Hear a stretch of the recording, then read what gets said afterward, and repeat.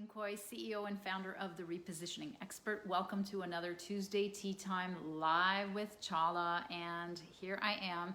We had a few glitches again, not that you would know. So Crystal, yes, it worked. I am live. Come and look. Yeah, it was just rebooting. Isn't that like everything any IT person ever tells you is just reboot? And so she's now sending me messages. God bless her. So today I had the privilege of having a conversation with a new company. They're a year old and they are thinking about whether they can do this or not, and they're looking at options on how to get new clients. So I just thought that this was a really great topic to revisit, which is Newbie Success Code, I called it, because it is so rife with two things. One is the mindset of starting a new business, and the second is knowing how to go out and get clients and what to do on a daily basis to be able to do that. So let me tell you about the two things and break that down and take you through some of the steps. And oh, by the way, thank you everyone for all of the birthday greetings and well wishes. I mean, I'm 52, but even at 92, I'll probably be sending everyone messages that it's my birthday and celebrating like crazy, because I just think it's such a huge occasion to celebrate. I'll stop anybody in the streets and tell them it's my birthday. Luckily, it's a pandemic and a lockdown in Canada, so not too many people that I can stop, and it's rainy and it's still cold. But it was a fabulous weekend. There was a slight incident with a pecking, we were staying in a farm type of establishment, and there was an incident with a rooster pecking. Luckily, not me, but my boyfriend, who, coolly walked it off, but I was scared.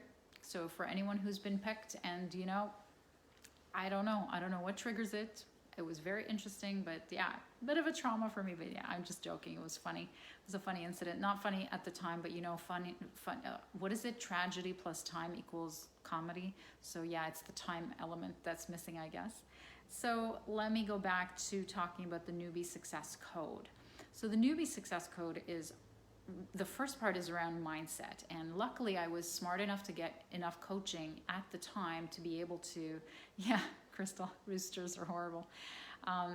So I was lucky enough to get enough coaching around my mindset that I knew that I had really moved the needle, because during the pandemic I was back again in almost like a new startup phase, and I had to invest money I didn't have, and I had to overcome some limitations of thinking and fears in order to invest in my business for it to work again.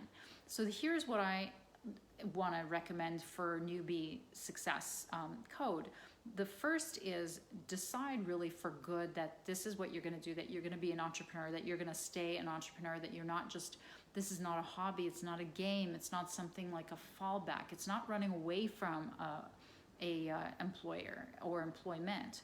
And one of the ways that you can do that is, I Googled this search phrase, entrepreneur personality test. So go and take as many tests, and there are so many of them there, and a lot of them are free. Some of them are, paid, but decide for good. Do what you have to do, either take those tests or whatever it is to decide whether entrepreneurship is the right thing for you. So first thing is just make a decision, really, just make a decision and then stick to it. So now the next part is, I want you to write and revisit the following.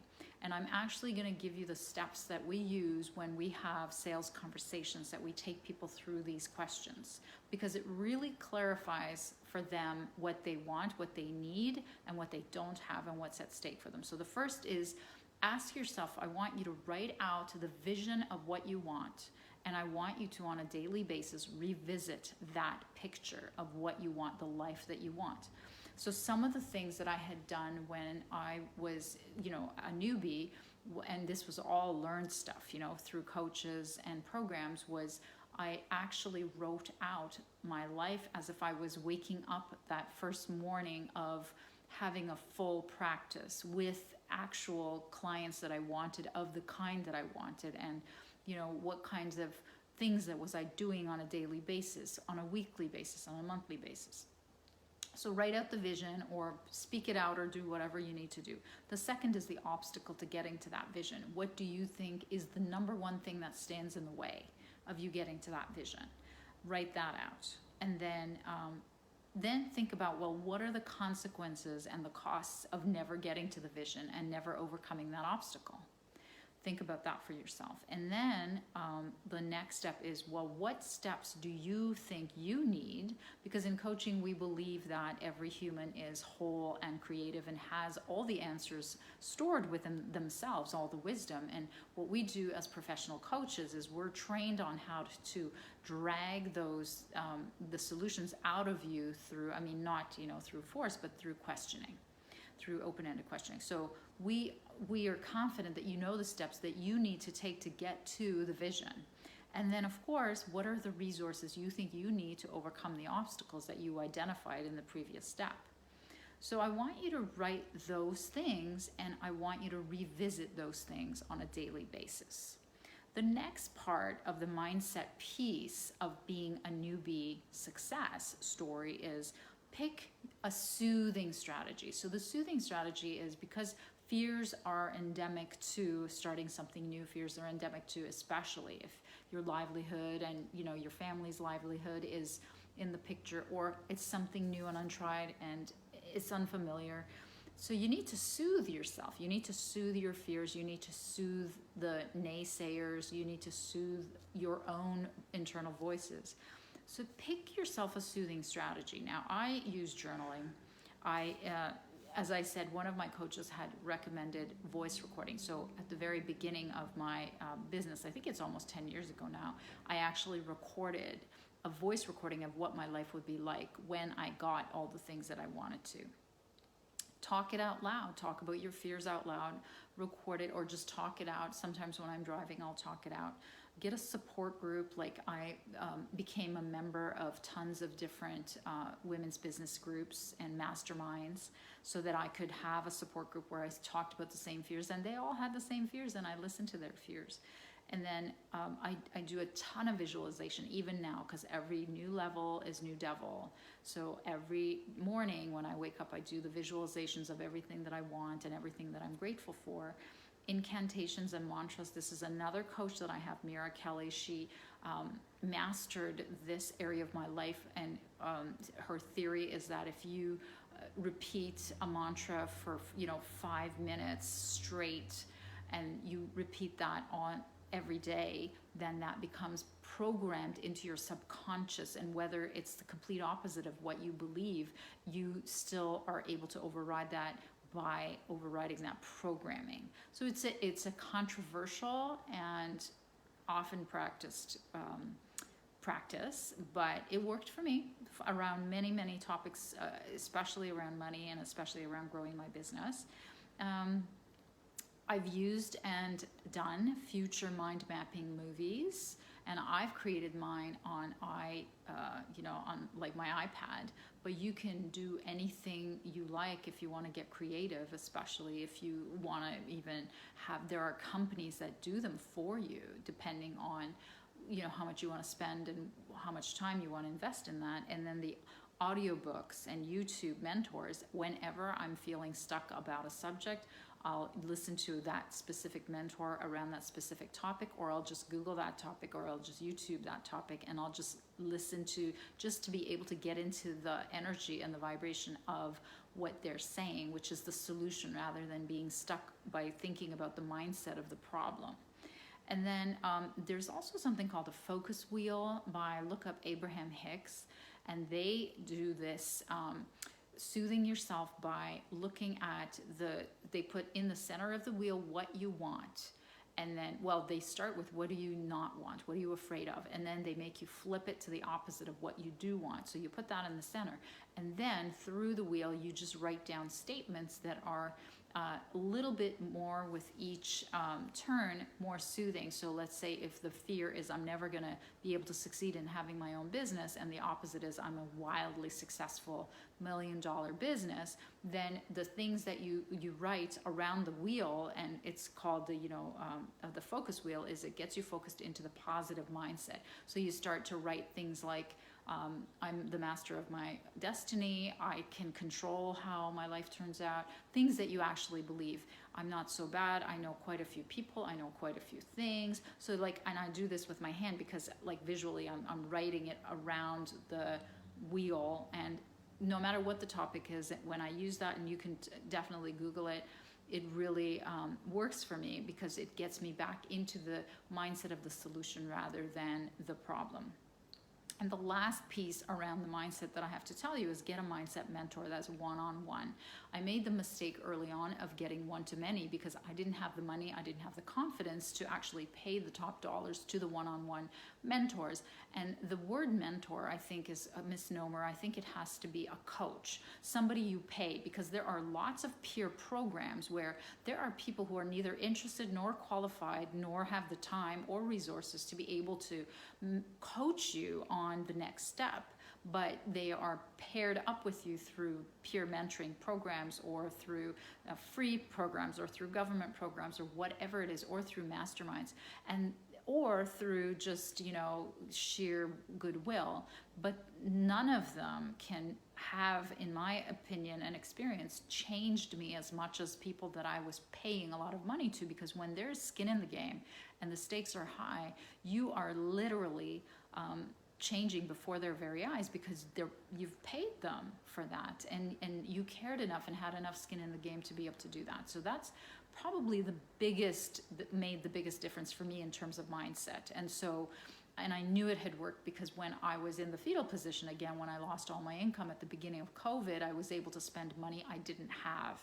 I deferred my mortgage to be able to pay for coaches, really expensive high coaching programs, and I was delighted to get all of that back in spades. And so I was just, it was a huge mindset shift. Now every level, new devil, I'm still working at the next level and the next level, right? It's just, I mean, as long as we live, we don't stop growing. It's the law of the universe that everything is an expansion, everything is in constant growth.